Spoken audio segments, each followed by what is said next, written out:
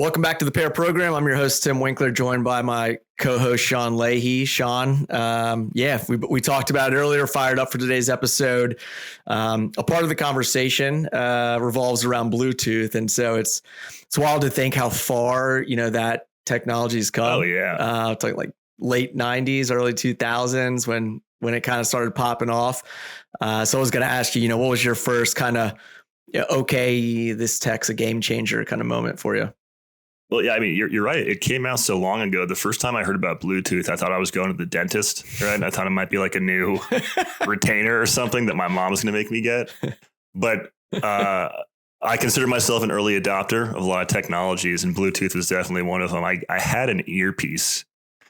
Oh, man, maybe ninth grade, like really early. Yeah. I remember I had a flip phone that I synced the Bluetooth to an earpiece on, and I just was insufferable with that thing, right? I'd be walking around my house with an earpiece in, talking to my girlfriend, or I don't know about what, probably quarterly reports or ARR projections. But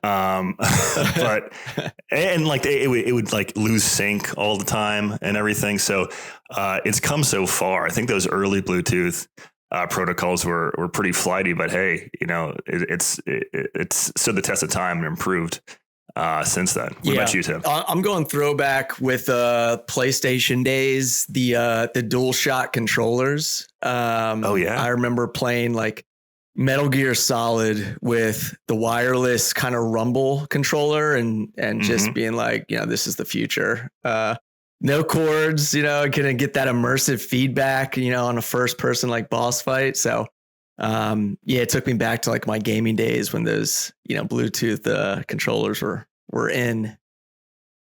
Fantastic. Yeah. But today is going to be a little bit of a different kind of conversation. We're thinking about, Bluetooth powering a PS3 controller to a world where that same kind of category of a chip can talk directly to a satellite orbiting in space, and not a theory, it's actually happening. And so that's what makes today's episode really interesting.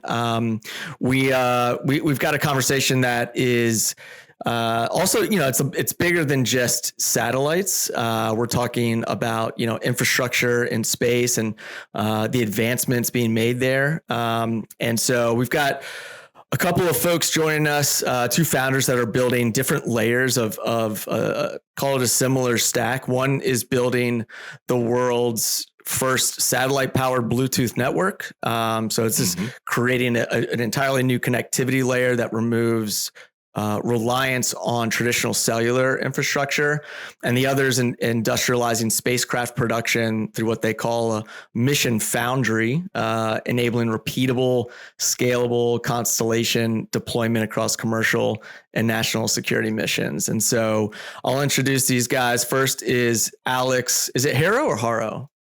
It's Haro. Alex Haro, co-founder, CEO of Hubble Network, previously built and scaled Life360 to over 90 million users before making this pivot into deep tech space infrastructure.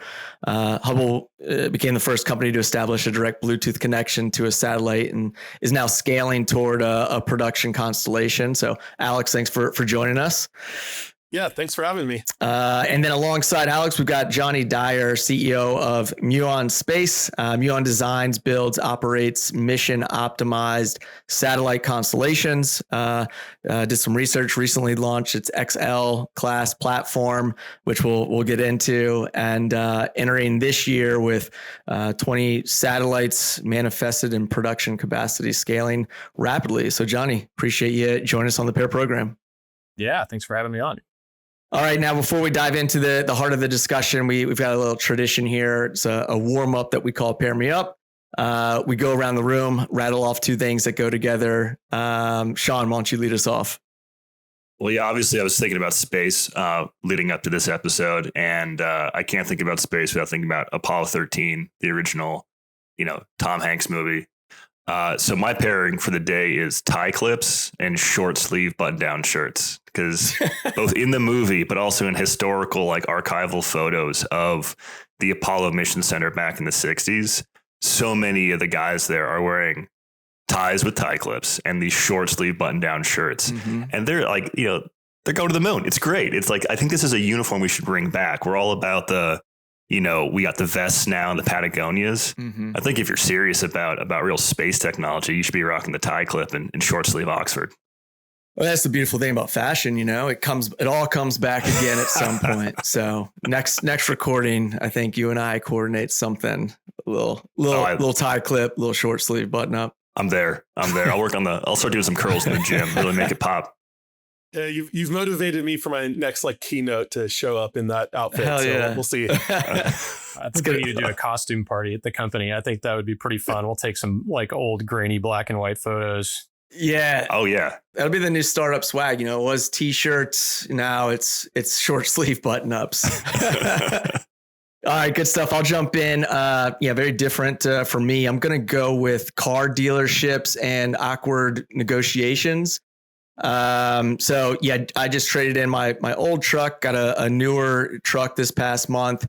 And I always know that it's coming, but I always dread it. And it's that awkward negotiation phase at the dealership, right? Where it doesn't matter how prepared you are at some point, you're sitting in silence while someone goes and talks to their manager and you're both sitting there kind of pretending, you're not emotionally attached to this deal, but I've already kind of pictured the truck sitting in my driveway. So, and I've got this the haggle gene in my family. I got it from my dad, who is a legend when it comes to the art of haggling. So I had this salesman going back and forth to his manager, I'd say about 5 times before we agreed on the right price. And it was always this awkward silence mode. And I at this point, I got ChatGPT going in there, just, coaching me along the way. If he comes back with this number, go this route or this route. And so,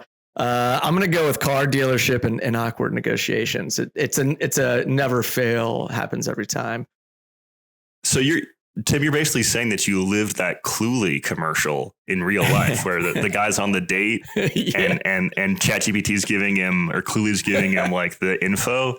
You were doing that, but for a car. Yeah. That's fantastic. Yeah. Yeah. I mean, there's so many use cases, that's one that's right up there. Just negotiating with a car dealer. How are we in 2026 and we're still dealing with used car salesmen? It feels like we should have moved past that at this point. I know. I'm waiting for a robot to negotiate with at this point. An agent. Yeah. Awesome. We'll pass around to our guest, Alex. Quick intro and your pairing. Yeah, so I'm Alex Haro, co-founder and CEO of Hubble. And this probably speaks to my tech nerdiness more than anything else, but the only thing in terms of pairing on my mind right now is OpenClaw and Mac Minis. So if you haven't bought your Mac Mini and installed OpenClaw on it yet, you're missing out. What do you have OpenClaw doing for you right now, Alex? Yeah. All sorts of different things, but I've always had some random ideas for side projects that, would be fun to just stand up and say this is mine.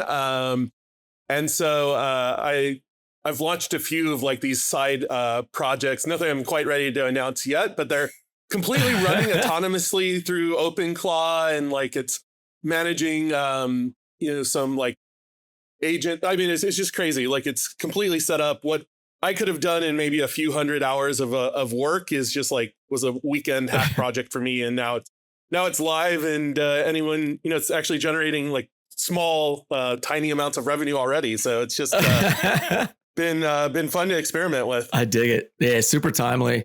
I was also thinking, I was like, man, I just teed Alex up so perfectly for pairing. All you had to say was just Bluetooth, just Bluetooth and a mic drop. And I was like, yeah, there he goes. Godfather of Bluetooth. We can play that back. Bluetooth. Bluetooth. Awesome. Well, excited to have you, Alex. Pumped for this conversation. And then Johnny, quick intro and your pairing. Yeah, I'm Johnny. I'm the CEO and co-founder of Muon Space.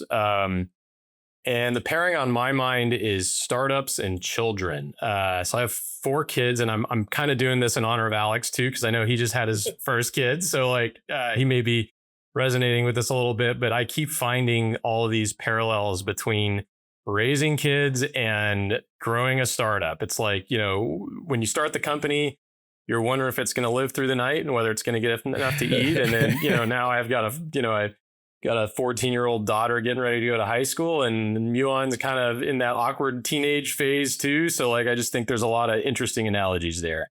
I love it. In fact, so I'm actually expecting my my second in 4 months. Yeah, we're about to go on 20 weeks now, and each month it becomes more and more real. And I wanted to do like a specific episode for first time founder, parents, because I just feel like that is such a maze to navigate. There's no guidebook. You're trying to raise this thing, and then you're also trying to raise this human. And between the two, I mean, it's just, you gotta have some serious, stress coping mechanisms and figure out time management to a T, because it gets real. But Alex, maybe we'll do a follow up with you now that it's how far along. How old is the kid? We're like 6 weeks in now, so it's brand new. That's awesome. And I remember when we did and I'm still worried that it might die, at any moment. So I'm very much in that phase right now. Yeah, well, we're rooting for you, man. They usually don't. I mean, just so you know, they usually don't. Yeah, they usually. It's like a little like Gigapets or something. Tamagotchi. The amount of times I've Googled like how hard can you burp before it's just. Well, it's cool because I know we came full circle from when I first reached out to you about a discovery call, and you're like, I'm gonna need a minute, about to have a kid. I was like, oh, fair. Yeah, let's regroup in a little bit. So here we are. Awesome. All right. Well, let's wrap that up and jump into the main conversation. So on this episode, we're looking to cover 3 main themes. We'll probably zigzag along the way. First, why the older, networking and spacecraft models weren't really built for scale, what kind of had to change along the way. Second, what it takes to move from breakthrough demo to production constellation. And third, how commercial and national security space are converging into something that looks much more like infrastructure than exploration. And there's a lot of little stories in between here that'll help these themes kind of come to life. So I want to start with you, Alex, on why the older model, wasn't enough. And you didn't start in space. You started in consumer at Life 360. You were building these connected devices, GPS watches, trackers, IoT products. At what point did you realize that like traditional terrestrial networks like cellular and legacy satellites were fundamentally kind of limiting to what IoT could become?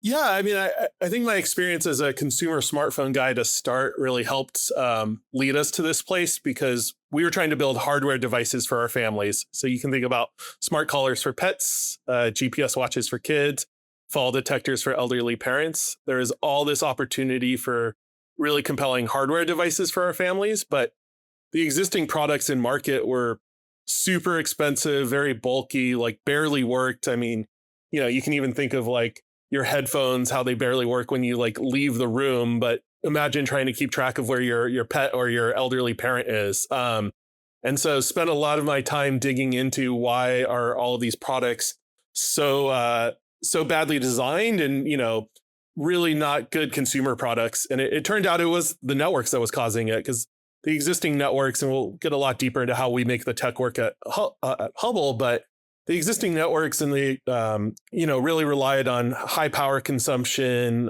So very short battery life, very bulky, device hardware, and led to these devices that were just terrible. And as a person focused on how do I create the best consumer experience, I spent a lot of my time ripping out what's left of my hair to try to solve this problem. And it's actually how I met my co-founder of Hubble. I became an investor in some really cool companies. And so I invested in Ben's previous company.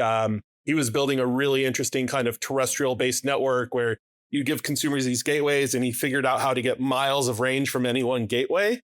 And he eventually sold that company to Amazon, where all of his code and protocol became the Amazon Sidewalk wireless network. And that was a cool network, and it solved some of the really harder problems, but it wasn't a global network. It only really worked in dense urban kind of city neighborhoods. And so I continued to harass Ben and say, we need to actually build the network that we know needs to exist. And, about 4.5 years ago, he showed up at my doorstep and said, "What about Bluetooth to space?" And so I have the distinct honor of being the first person to say, "There's no freaking way." But luckily, Ben doesn't break any of the laws of physics, and so here we are. Yeah, that's. I mean, yeah, you get that question. What about Bluetooth to space? And people are like, "Come on, man, are you serious?" But you saw. I'm actually curious what Johnny thought the first time I told him, "Hey, we're going to do Bluetooth to space." Yeah, Johnny, what are your thoughts when you hear that? I mean, I thought it was awesome. I mean, I'm like, one of the things that has often occurred to me is like, why aren't we using more terrestrial technologies in space, right? I mean, I think, like we have all these challenges getting bulk data up and down from our satellites, and we've flirted with like, why can't we use Wi-Fi protocols and, sort of the 2.4 gigahertz spectrum? And there's a bunch of, challenges, as Alex knows, with that. But like, I thought it was awesome. Like I've been wanting for years for somebody to come and say like, let's put Wi-Fi in space, or let's put Bluetooth in space, or let's, put LTE in space. And I think, I think it's really cool.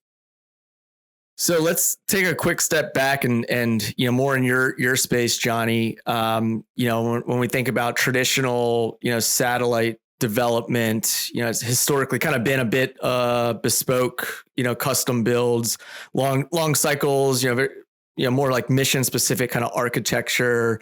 Where did you see that model, kind of breaking down? Yeah, I mean, I think there's a long history of like kind of, I would call it like risk cost spiral in space, right? Which was driven early on by things that it's like space is hard, and it's really hard to build things that will work in space. Launch was not very available. And so we got to this place, over the last, call it 60 years. The analogy that I really like is it's sort of like the Galapagos Islands up there, right? Where you've got like all of these kind of, product species that have evolved off the mainland of technology and are extremely kind of unique and maladapted to the rest of the world. And it doesn't have to be that way. And I think a couple of things have dramatically changed. One is that launch is much more available now than it was even a decade ago, thanks to SpaceX. And that trend has continued to accelerate. And that really breaks this kind of cost risk spiral or starts to break that cost risk spiral in a lot of ways, and allows you to think more creatively about the technology that you're going to use to build these things. And then, just generally technology's come a long way. And so, the thing I like to say is like our satellites look a lot more like racks in a data center today than they do look like a spacecraft. And that is not, it's not clear for people that I think are outside the industry why that's such a big deal, but it is a really big deal. All of the kind of advantages we get from standardized componentry, things like Ethernet, things like, ubiquitous compute, Linux-based, software stacks, like we can leverage that now in space. And historically, satellites did not work that way. And so I think that's a huge accelerant. It allows us to move faster. It allows us to drive costs down. It allows us to put way more performance in the satellites than we would have historically thought about doing. And I just think we're in the beginning of this kind of flywheel that between those kind of things, applications like Hubble's application, which I think are going to, blow the lid off kind of the markets for these things, and then launch, like it just feels like we're really in this self-reinforcing feedback loop right now. Yeah. So Johnny, that what you said there made me think of something that I think we can all relate to. Anybody who's ever played a lot of video games understands the concept of a tech tree, right? And how you unlock more advanced technologies by building, more basic or simple, that's not the exact right term, but, closer in technologies. So you mentioned launch and the decreasing cost of launch as a major unlock for satellite constellations. But you also kind of alluded to some other stuff. I'm kind of interested in what other, kind of core technologies that you've seen that are the major unlocks for what you're doing.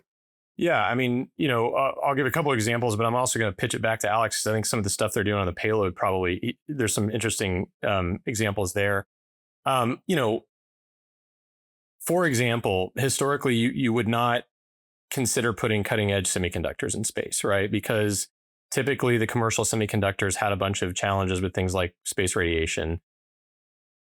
That has changed dramatically for a couple of reasons. One is because we can build these things more cheaply and launch them more cheaply, and they don't have to live for 20 years in geosynchronous orbit.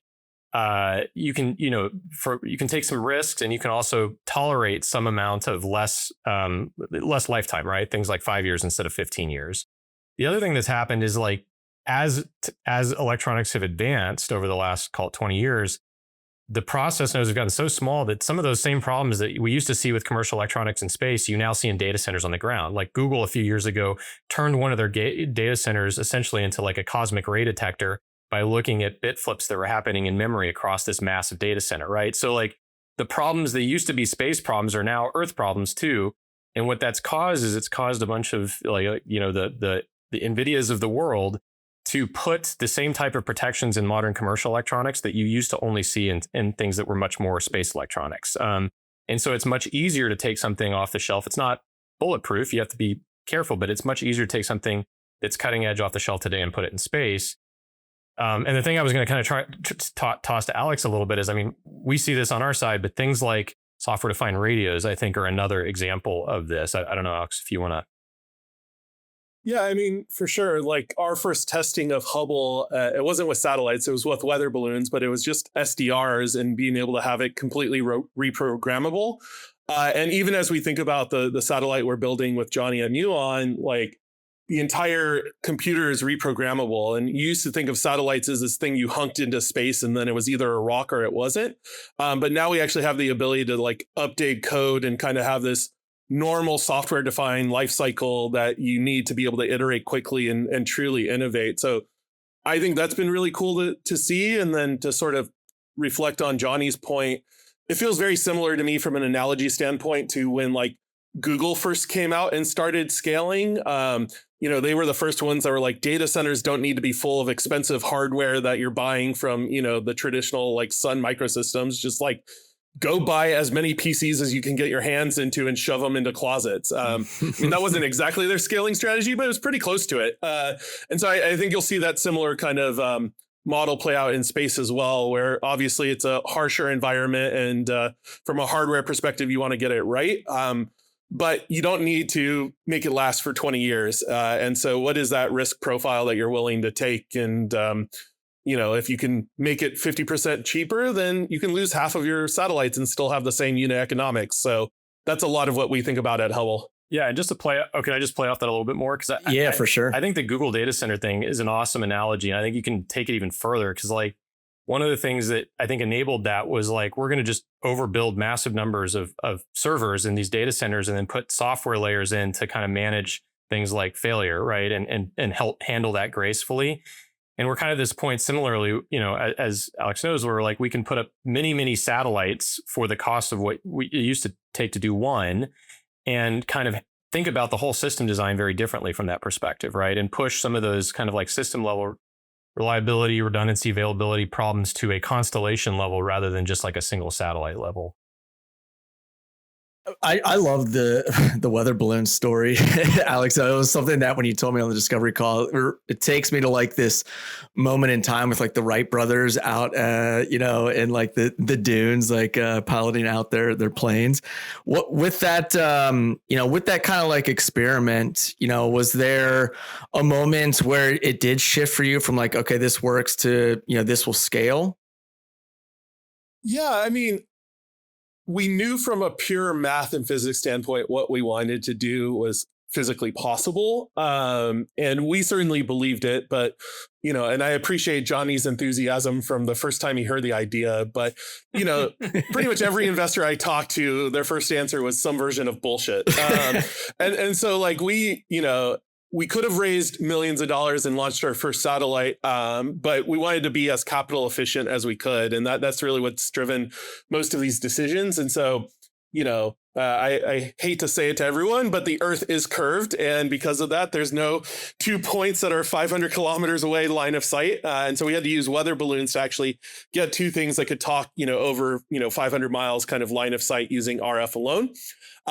And it was a really cool moment. I mean, we were out here in Death Valley, Nevada and California, launching these weather balloons and then picking them all the way up from like Sacramento and being able to talk that far using a Bluetooth chip alone. And for those of your viewers that can see my background, we actually downloaded this from one of the weather balloons using a Bluetooth chip. Oh, and that's that was super cool. Kind of the first moment of celebration where it's like, all right, like we knew it was possible, but like holy shit, it actually really is. And so like we're going for it. And that allowed us to raise our first, round of seed funding. And then from there, we built the first set of satellites. And, again, kind of this risk profile behind what do we build versus what do we entrust other people like Johnny to build for us.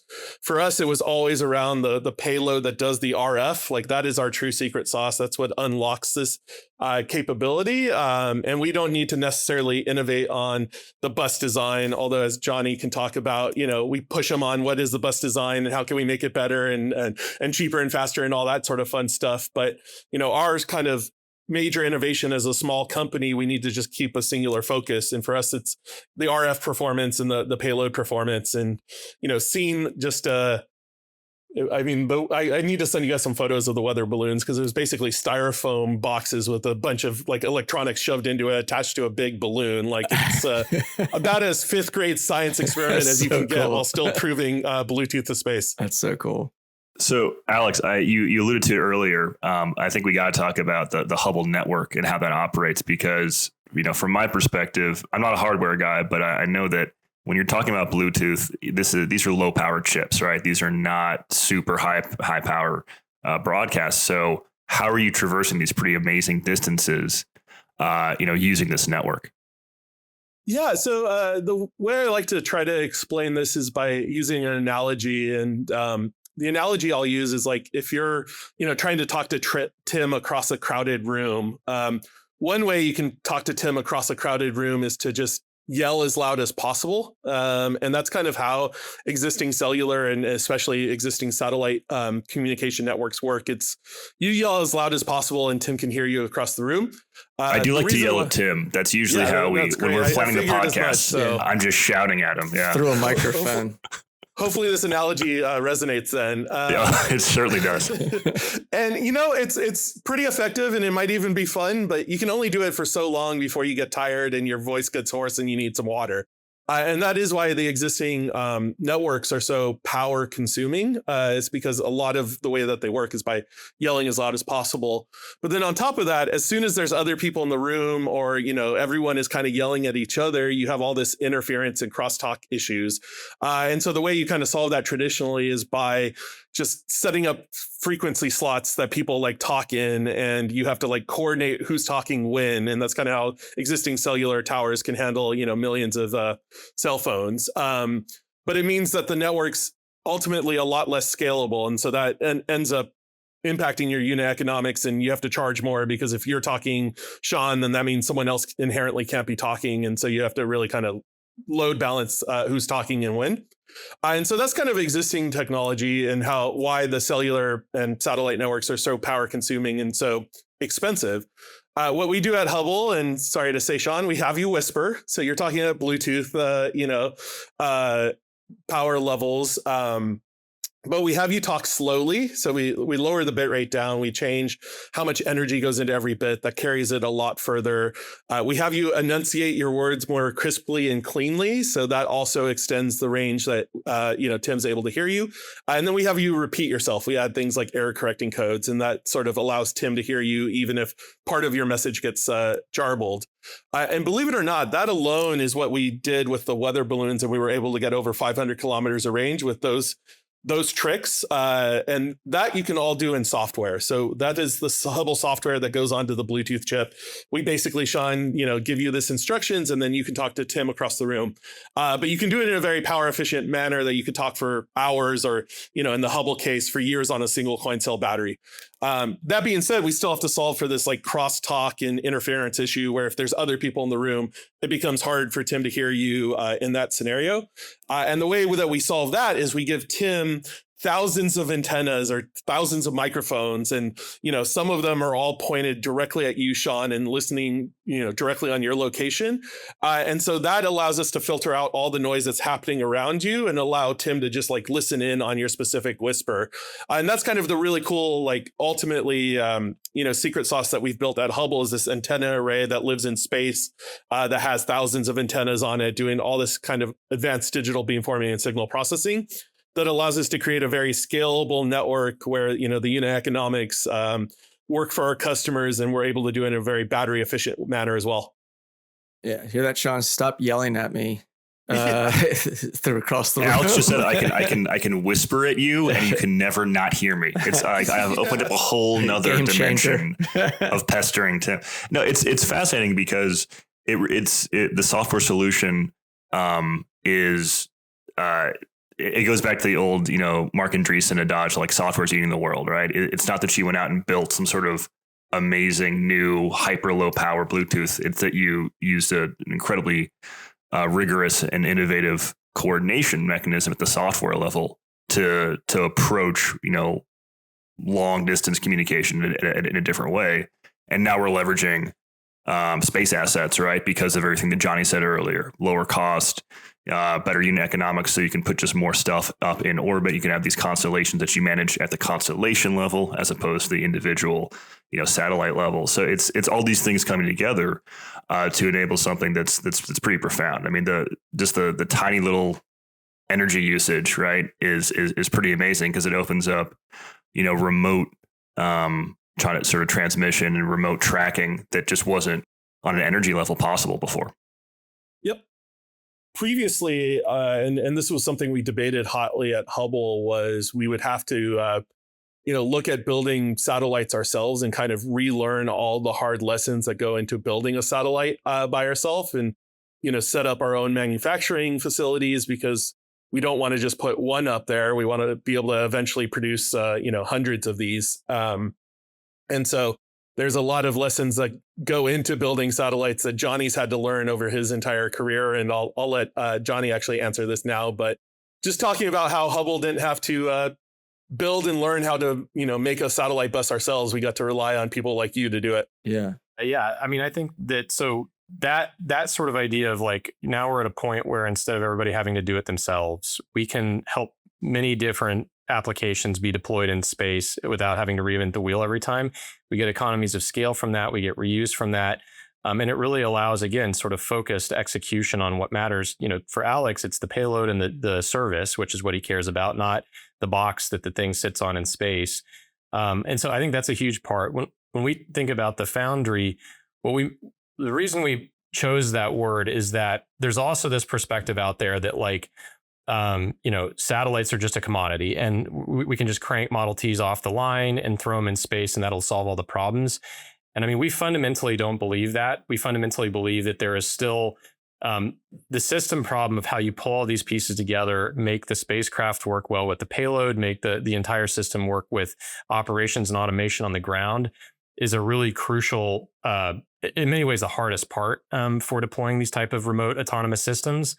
And so we really like to think about one of our value propositions, and Alex can talk to whether he is bought into this or not, is that we're not just delivering a box of parts in a spacecraft form, but we're actually partnering with our customers to pull all the pieces together that need to actually deliver a high availability, high performance service solution, which is ultimately the problem that needs to be solved, not just the hardware.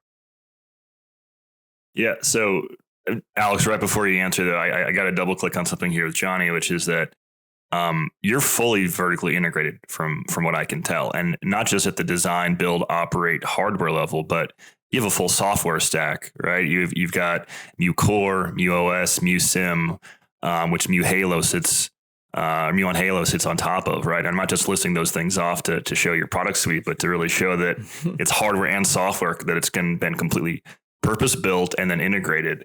That's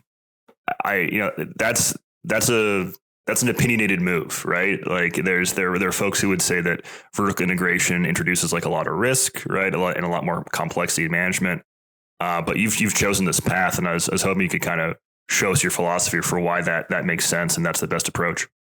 Yeah, I would say that there are risks associated with vertical integration, but there's also risks associated with relying on what is a very fragile space supply chain today. It's not a scaled supply chain in the way we would think of many other supply chains, whether it's data center, automotive, or consumer or whatever. And so, from a controlling our own destiny and managing risk and making sure we launch Alex's satellites on time that work in a way that work, we felt very early on, based on experience that we have and other things, that vertical integration was going to be really important for control. The other part of it that I think is really important, again, is going back to this idea that integration in many ways is the hardest part. because we have control of that full stack, including things like the software, it dramatically lowers the friction for us to integrate new applications into our platform. It's not like we're having to go and build a bunch of glue, hardware and software glue, between disparate components from different suppliers and vendors that were never really designed to work well together. We kind of have a unified architecture top to bottom. Again, similarly, I think in some ways to when you think about the early days of Google in the data center, control of the hardware, control of the software stack together allows you to optimize across all of that in ways that you can't if you're just assembling components from a supply chain somewhere. And so, I don't think this is even necessarily unique to space. Like, I would argue that a lot of what Tesla taught the automotive industry is that this deep vertical integration, especially when cars become more dependent on software, like modern Teslas are and EVs more and more, is really a much more efficient way to build and scale systems. And I just think it's a very similar problem set. Yeah. Yeah, it was actually something on my list was, at what point does, satellite manufacturing start to resemble automotive, more than aerospace? And it sounds like that's kind of what you pointed out. Yeah. I mean, I think, the numbers are still very different, right? I think we're targeting hundreds and hopefully thousands over the next few years of satellites that we'll be building, whereas cars are being built in the tens or hundreds of millions of years. So in terms of just like manufacturing scale, it's very different. But there's a lot of things, again, as things like launch becomes more available and cheaper, that you start to want to look at other industries for, right? If I'm not trying to pinch every gram of mass out of the satellite I'm building and going to super exotic materials and manufacturing techniques, then I want to go look at how are civil aircraft built, how are cars built, and leverage those same kind of economies of scale that they've developed over time to build things faster and cheaper. Quick shout out to our sponsor, Defense Unicorns. This one's for the problem solvers out there. They're hosting Warhacker, a first of its kind hackathon built for the defense community. No buzzwords, no slide decks, just hands on keyboard solving real mission problems with real code. You'll be side by side with developers, engineers, and innovators from across government, industry, nonprofits, and academia, all hacking for the warfighter. It's happening June 16th through the 19th in San Diego. Got a real world problem to solve or want to join a team that does? Learn more at defenseunicorns.com/hatchit. But ultimately, the opportunity we see at Hubble is to solve a lot of really interesting problems, because when you look at whether it's construction, agriculture, oil and gas, defense, mining, supply chain and logistics, there are these very important problems where you need tracking and you need telemetry data and you need to be able to know where these things are. And they face a lot of similar challenges that I saw when I was at Life360 in terms of building devices that are able to be scalable, cost effective, and battery efficient. And so some of the cool use cases, I mean, we've already helped trucks with millions of dollars of metal alloys be found that were stolen, really changing the way that economics for supply chain visibility work. Bluetooth is almost the cost of RFID. We're helping certain construction companies keep track of how full their porta potties are. So it's all sorts of crazy different use cases. But Johnny, you want to tell us about some of the cool outside of Hubble use cases that you're helping solve at Muon? Yeah, I mean, as y'all know, we have a variety of commercial and national security customers. And we're more and more some international customers as well. And we're really, our goal is to build a very broad-based platform. And so we have, other customers that are doing things like wildfire detection and tracking. We have a constellation we're building called FireSat that is ultimately aimed at, it's actually built through a nonprofit that's kind of our customer. With the goal of sort of revolutionizing how we manage wildfires through much better kind of situational awareness data collected from space.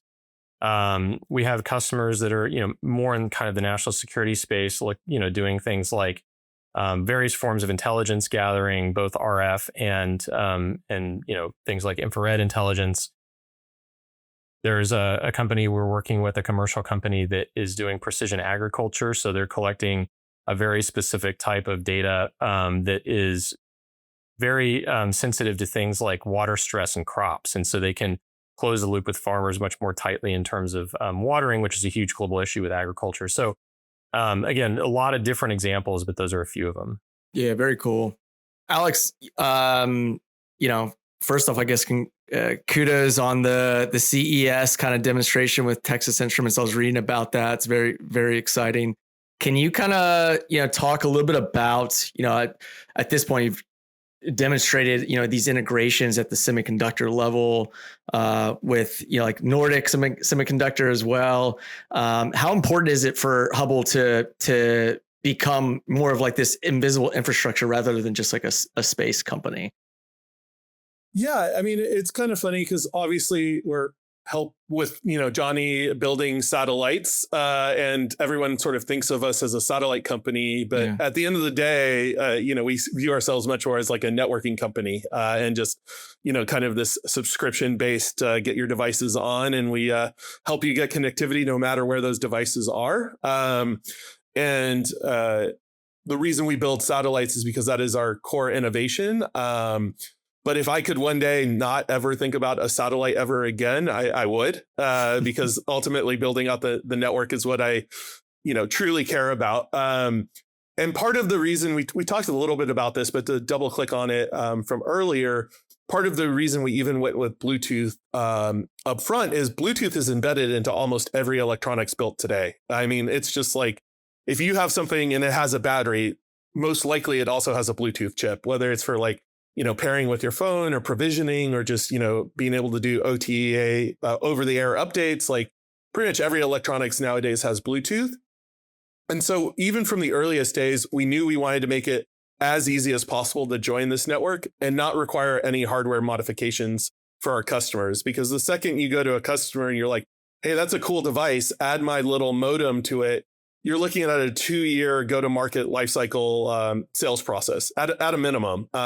And that's if they even want to like spend the energy and effort to test the network in the first place. And so because we're just a software only sort of solution, and we can just say like, hey, you've got a TI chip, here's how you activate it. And it's like literally a 2-step process. All of a sudden, we remove all the kind of burden of like, how do I test this? How do I verify it? Like, how do I start using it without making a big R&D kind of investment? And I think that's one of the cool, compelling, unique aspects of leveraging Bluetooth and making it, being able to use this ubiquitous chip. Yeah. Could I just add, like, I think one of the coolest things about Hubble is that they're not a space company. Yeah.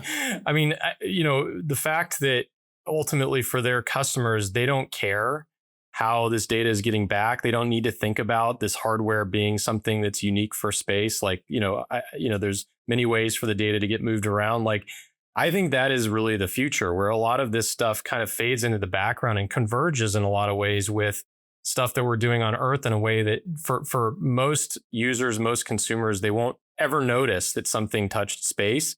The service is just much better. And, there's a whole bunch of reasons I think that's been really hard historically that now we're able to make it easier. And I think a lot of the reason that historically companies like Hubble would have ended up becoming sort of space companies is because they've had to end up going and investing the hundreds of millions of dollars to develop their whole vertical space stack. And that kind of backs you into this place where now you are de facto a space company instead of a network company. So I just think this is a really exciting, I think Hubble is a great example of where we're going with all this. And we're hoping there will be many more examples like this. Yeah, I was going to say, I mean, it's like we're witnessing these early stages of space becoming like programmable infrastructure. So it's really cool. That was why I was so super excited to have, you both on to kind of see it from these different threads within the bigger picture of what we're discussing. And then Johnny, you rattled off, a number of these different use cases. We talk dual use regularly on the podcast. Do you believe that dual use becomes kind of like the default model going forward in space tech?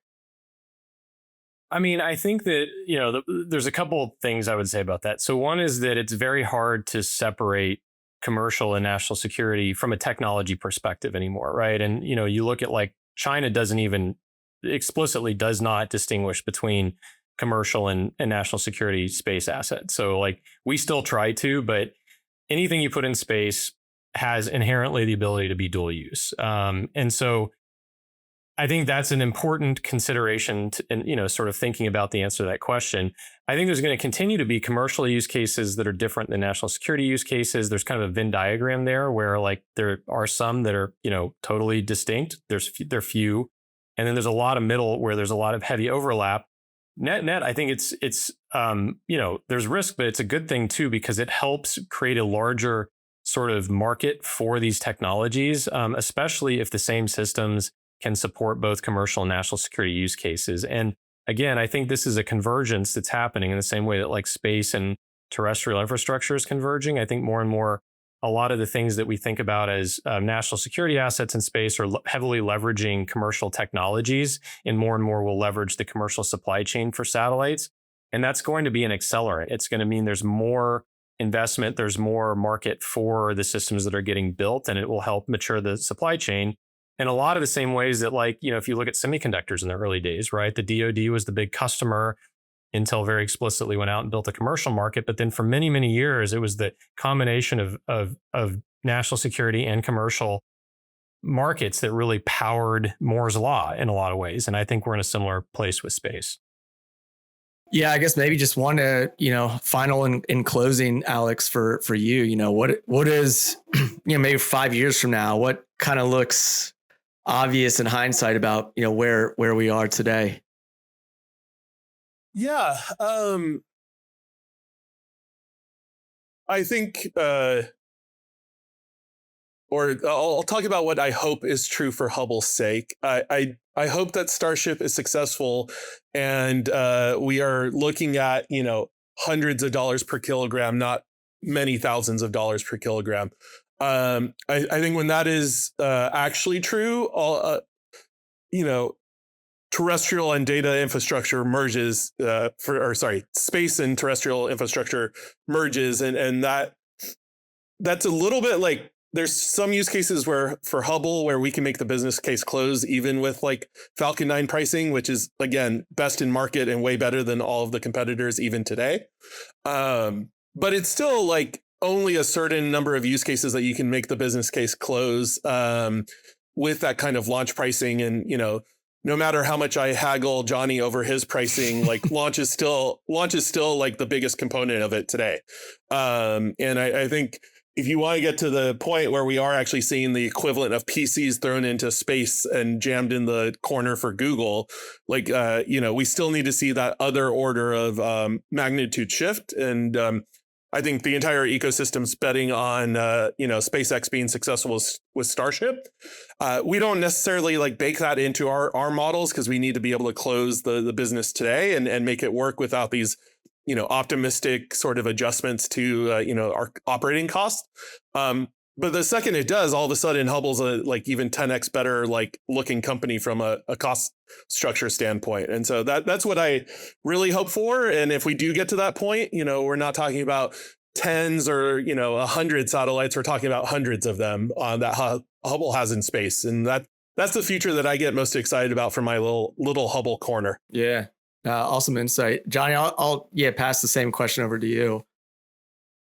Yeah, I mean, I think I have a similar perspective. I just think there's an opportunity right now looking forward for like a 10 or 100xing of the things we're doing in space. And I believe we're headed down that path, even, to Alex's point, especially if things like Starship work. But even without that, I think we're going to get a long way down that path. And I just, this idea of convergence, I think is a really powerful one that keeps coming back to me. And I think we're seeing that we're in the early stages of that. And it means things like stuff, I was a startup previously, they got bought by Google, and then Google said, well, we don't do satellites, and they sold the startup because like space is so far from the core business that like it's not something we're going to continue investing in.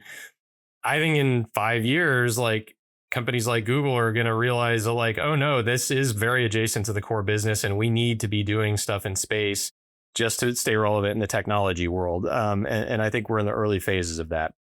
Is there anything that you have fears about? More satellites were shooting up there? Yeah, I mean, there's a lot of people that talk about like, the Kessler syndrome and like, some large scale chain reaction of collisions in space, which, is something. I worry more about kind of governance writ large and kind of bad actors in space than I do about sort of accidents. I think there's a very challenging competitive national security landscape with the US and China right now. And the thing that worries me the most is a bad actor doing something really stupid that makes, a lot of things worse for everybody trying to do stuff in space. And as a very concrete example of that, GPS, which pretty much every person and company relies on, is, essentially 30-ish satellites that wouldn't be that hard to target for a nation state. And so the fact that this core piece of infrastructure is so relatively vulnerable is something that does keep me up at night. Yeah. Yep. All right. Well, let's put a bow on the main conversation and wrap with a closing segment. It's called the 5-second scramble. It's rapid fire Q&A. Kind of say the first thing that comes to mind. Try to keep it within 5 seconds, or you get air horned off the show. Well, Sean, why don't you lead with Johnny, and then I'll close with Alex. All right, Johnny, you ready? Yeah, I'll try. All right. So first question. What's one thing about the culture at Muon that you want everyone to know? Hard work. Awesome. Over the next couple of months, are you hiring? And if you are hiring, what kind of roles are you looking for people who might be interested in trying to work with you? Yes, we're hiring, and mostly hardware and software engineering of all kinds. All right. In your industry, what's a trend that's got a lot of hype behind it right now that you're actually skeptical of? Golden Dome.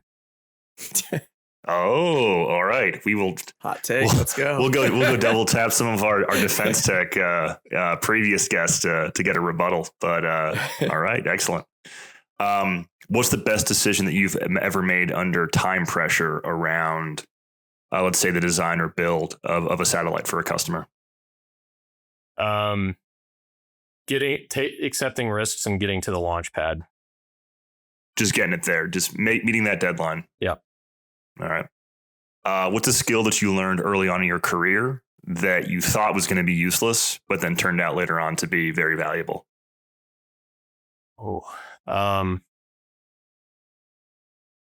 Asking the right question. You thought asking the right question was going to be useless? I don't think I appreciated the value of it. Maybe is a better way to say it early on. And I've come to realize how powerful it is. Maybe that's a better way to think about it. There. Okay. You upgraded its value. Yeah. What's the weirdest or maybe strangest thing that you've had to explain about satellites to an investor, a customer, or a partner?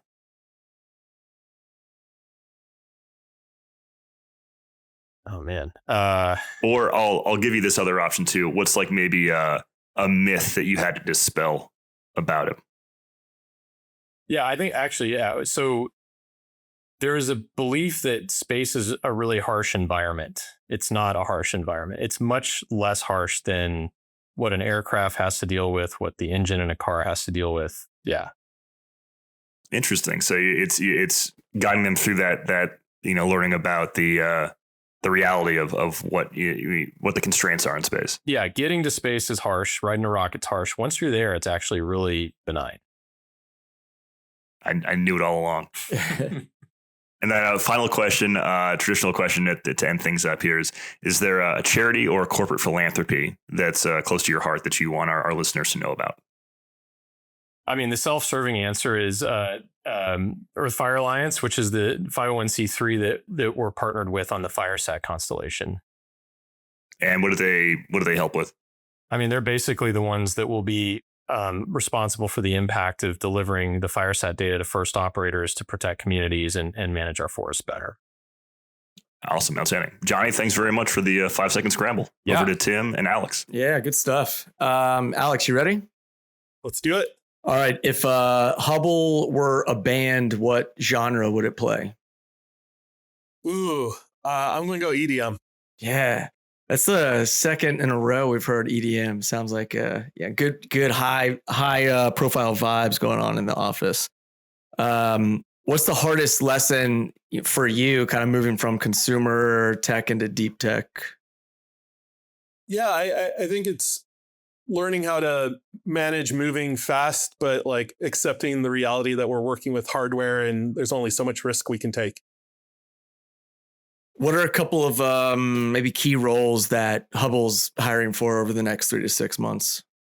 Yeah, Hubble's expanding quite a bit. So really focused on the go-to-market. So like Johnny, always hiring software, hardware, but also go-to-market and sales. What's one thing about the culture at Hubble that would surprise someone that's looking to be a part of the company? I think our transparency. Once you're inside of Hubble, we're open about everything. Cool. What's one of the bigger misconceptions that you've heard about building in space? I think similar, like surviving getting to space is hard. Once you're there, it's a heck of a lot easier. And I think we will get to a point where you basically have commodity hardware up there. You're a poker player. You played on the world tour, right? At some point. Yep. Are you more dangerous with pocket aces or a weaker hand and position? Definitely a weaker hand. Nothing feels as good as pulling off a masterful bluff. Yeah, for sure. Yeah, pocket ace is almost like too much to have like sitting there. It's like, all right, this is overwhelming. It's like, it's not as fun to cheat. That's right. What's the first job that you ever had? Funny enough, Life 360. So I've never had a proper job. That's awesome. What a story. What's one activity that helps you kind of completely unplug? Actually, poker, funny enough. I feel like the very competitive nature and like how absorbed you get into playing poker when you're at the table, and the social aspect of it allows me to separate myself from work in a way that nothing else really does. Nice. What's your go-to airport meal or drink? Ooh.